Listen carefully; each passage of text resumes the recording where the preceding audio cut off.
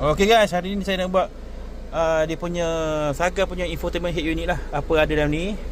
Ni dia punya meter lah, segala meter dia di dalam. So kita boleh tengok dekat sini. Tekan, okay, tekan trip ni, trip. Tekan keluar lah.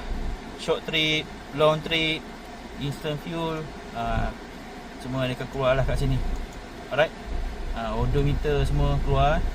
So kalau korang nak tukar dia punya setting view, ni digital. Ni ni traditional. Ni tadi kan traditional macam ni. Design dia macam ni.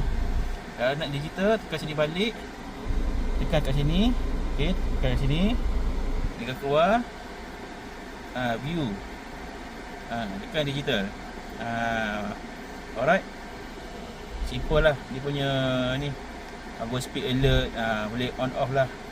Okay, date, time, language, short to reset, set unit, kilometer per liter ke apa semua lah.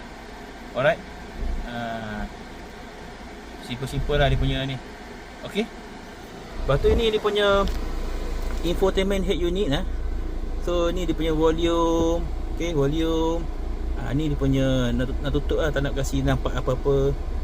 Ni dia punya USB connect sini connect sini. Lepas tu yang ni dia punya radio lah. So yang ni dia punya Bluetooth connect. Follow me home lah. Okay, ni dia punya home punya infotainment head unit lah. Okay, dia macam ni.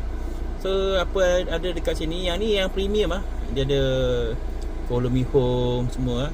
Display brightness, okay, brightness. Ni sound. Boleh pilihan nak mana, heavy metal ke, klasik ke, popular ke, okay. Media semua, ringtone. Alright. So ni yang simple lah. Ni ADAS lah. ADAS dia ada AEB emergency braking, fall collision warning, alarm setting. Semua ni ada lah ni. Rear side radar system, lane change assist, semua ada. Front departure alert. Hanya pada varian premium sahaja. Ni connection lah untuk dia dah ada built-in lah, Android Auto, Apple CarPlay. Ni sistem lah. So bila kau nak kau Bluetooth, connect lah dengan handphone, pair lah. Alright, nanti dia akan automatic detect Android Auto, Apple CarPlay. Alright, itu sahaja untuk Saga dalam dia. Ni aircon, simple aircon lah.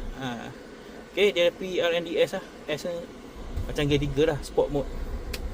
Itu sahaja daripada saya.